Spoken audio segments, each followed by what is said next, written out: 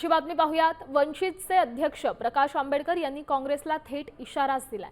मी तोंड उघडलं तर काँग्रेसला मोठा फटका बसेल, पण भाजपचा फायदा होईल म्हणून सध्या गप्प आहे, असं विधान त्यांनी केलंय। हिंदू मतदार काँग्रेससोबत नसल्याचा दावा करत त्यांनी नगरपालिका निवडणुकांचा दाखला दिलाय।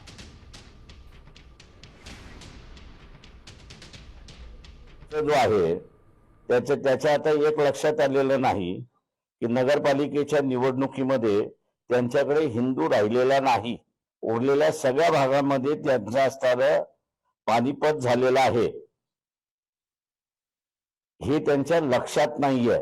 मी अजून माझं तोंड उघडलेलं नाही त्याच्यामध्ये, पण मी ज्या दिवशी उघडेन त्या दिवशी काँग्रेसला महाराष्ट्रभर नाही तर देशभर फटका बसेल।